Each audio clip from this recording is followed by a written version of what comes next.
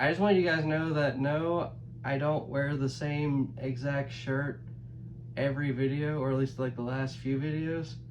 I just so happen to have multiple versions of the same shirt for work. I promise I'm not just re-wearing the same shirt over and over. That would be disgusting. Also, let me know how you feel about these like blooper intros, because it was something I'm toying around with a little bit. And let me know what you feel about the Idols hat. I got it. Shaky knees. What's up, guys? It's your boy Chrysalis here, and this day makes day 5 of Paul Thomas Anderson week. That's right, if you haven't watched the last few videos, we are celebrating the one, the only Los Angeles director Paul Thomas Anderson on his big movie One Battle After Another. If you haven't seen it, go watch it. It's incredible. It's fantastic. It's mesmerizing. It's a bunch of words I may or may not use in my review, which I am still working on, so please be patient on that. Hopefully I can get it done tomorrow. Worst case scenario, I just have most of the draft done, and then I just get in front of the camera and just do it, because that's weirdly, for some reason, what I'm best at. But for now, like I said, we are celebrating Paul Thomas Anderson on his movie One Battle After Another, and we are definitely going to be looking forward to the potential of this movie getting nominated for all kinds of awards, with a lot of people hopeful that Paul Thomas Anderson will finally get an Oscar. And to which I have to say, wait a minute. Paul Thomas Anderson never won an Oscar in his 30-plus year career?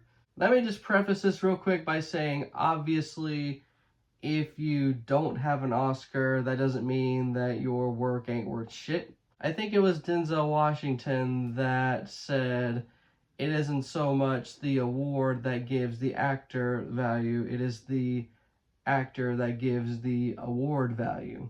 Like, it's not so much the fact that if you get this Oscar, you end up going places, because sometimes that's just straight up not true. It's more so just the inverse, right? You win the award, that award all of a sudden has like some kind of credibility to it. So regardless of how you look at it, either way, Paul Thomas Anderson, despite all the movies he's put out and all the art he's put out, he has nary an Oscar, but plenty of nominations. Paul Thomas Anderson has been nominated as a producer, a director, and a screenwriter. Kind of, sort of, probably should have been nominated as a cinematographer for like The Phantom Thread, but for some reason there was no credited cinematographer, so oh well. But also, what is the deal though? How come he has not won an Oscar after all these years? Are the Academy stupid? Is Paul Thomas Anderson a fraud secretly? Well, I'm going to be the judge of that. So we're going to look through all 11 nominations he has received from the Academy since 1997, and we're going to figure out what the heckity heck happened. It is worthy of note that the body of work that Paul Thomas Anderson himself specifically has been nominated for includes Boogie Nights, Magnolia, There'll Be Blood, Inherent Vice, Phantom Thread, and Licorice Pizza. So that just leaves 4 movies that he has not received nominations for, but one of them is One Battle After Another, and that's gonna like hopefully sweep the awards in terms of nominations. So we're not gonna include that. So the ones that he hasn't been nominated for specifically include Hard 8, which is understandable since nobody really saw that movie at the time. Punch Drunk Love, which again understandable because that ended up being kind of an underrated cult classic gem for him. And he himself has not been nominated for The Master, but Philip Seymour Hoffman, Amy Adams, and Joaquin Phoenix did.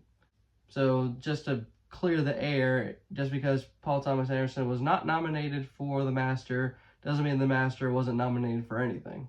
It is kind of weird that he didn't really get anything for The Master, however, but also 2012 was kind of like a hodgepodge of nominations and whatnot. That was the year that Argo won Best Picture. That was the year that Ang Lee won Best Director for Life of Pi, and so on and so forth.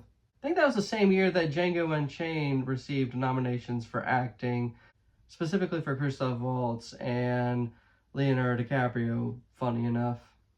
But like I said, we're going to go ahead and look through everything Paul Thomas Anderson specifically has been nominated for. And we're actually going to start with Boogie Nights, where he was nominated for Best Original Screenplay, where he had lost to Good Will Hunting. That's just unfortunate luck. As much as I really love Boogie Nights and everything, and it's a really good script, I just think Good Will Hunting's was better. But it's also partially my bias since I grew up with Good Will Hunting and just think it's a phenomenally written movie and etc. So we're not going to go too deep into that. It just came out during a year where there was just, a better written movie in my opinion. If Good Will Hunting came out in a different year, I'm pretty sure Boogie Nights probably would have won. In the same category, he was nominated once again in 1999 for Magnolia, where it lost to American Beauty. I will say it has been a hot minute since I watched American Beauty, but it's definitely a solid written script, I'll give it that. Do I think it's better than Magnolia? That's a tough one, because again, I'd have to rewatch American Beauty now to get a better idea.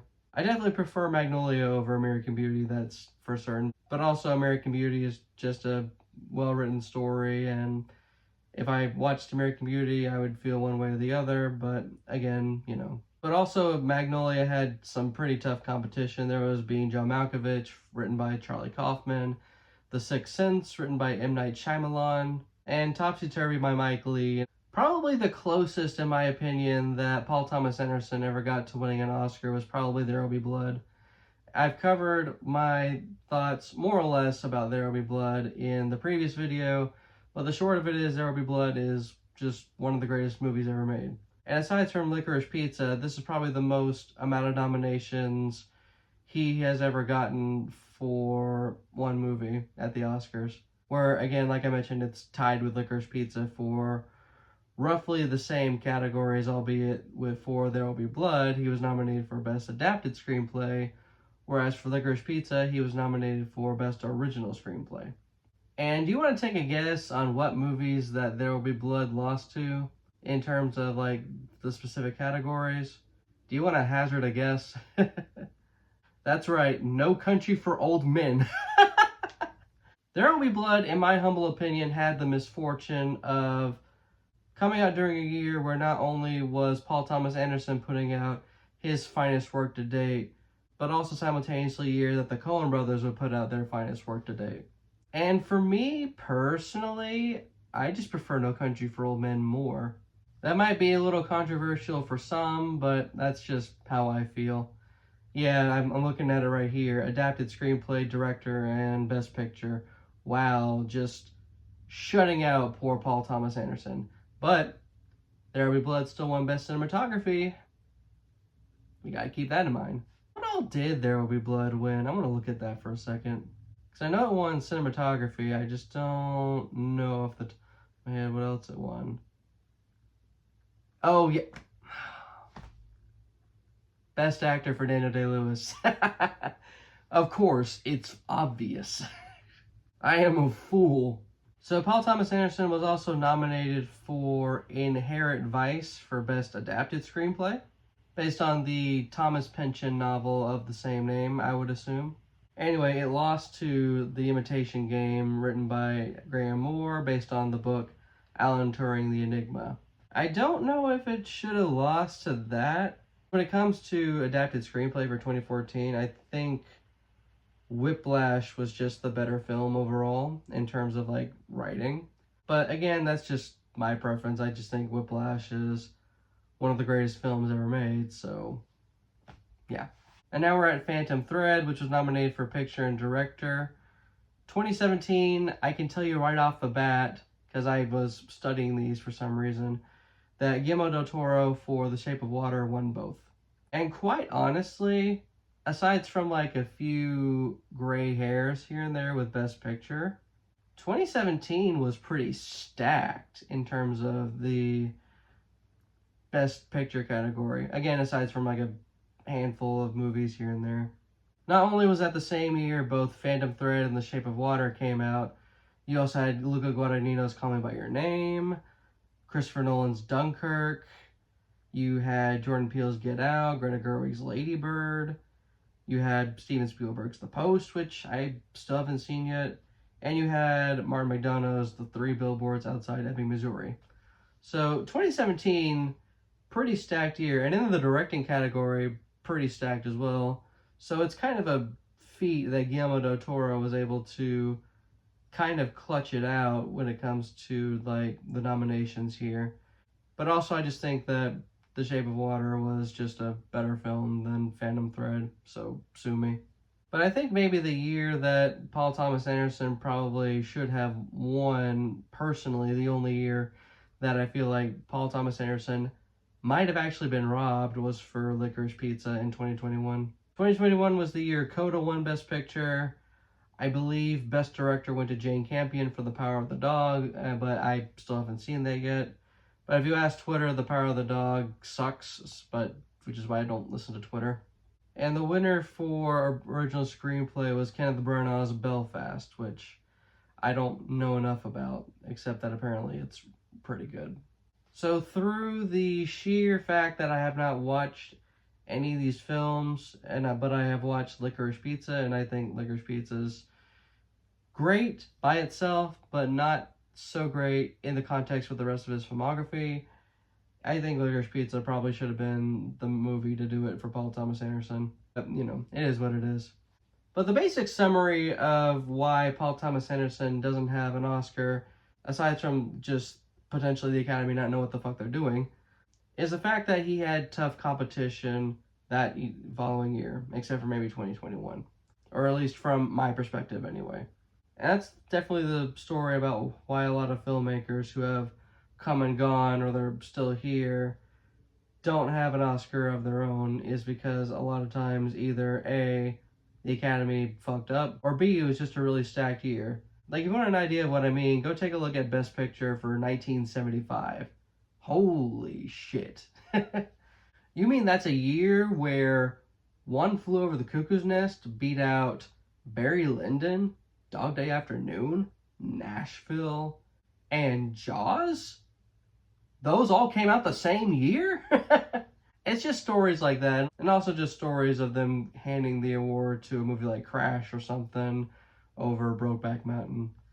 It's just the best of times and the worst of times with the Academy, and that's all there is to it. But again, as I mentioned in the video, it's not the award that makes the movie, it's the movie that makes the award. And even if Paul Thomas Anderson somehow miraculously does not receive one single win for One Battle After Another, it doesn't change the fact that the movie is just fan-fucking-tastic and will be influential for the time to come. Because the same can be said about the movies mentioned here in this video, especially There Will Be Blood, that they definitely were influential even after all these years, despite not having a golden statuette that looks like a dildo. But anyways, what are your thoughts on Paul Thomas Anderson not winning an Oscar? Do you think that maybe it will be his time with One Battle After Another? Do you think he should have won one like decades ago, regardless of what it was nominated against? And yeah, that's about it. I hope you enjoyed this video, and hope to see you in the next one. And hopefully the next one is when I review One Battle After Another. Fingers crossed. This is your boy Chrysalis here, signing off.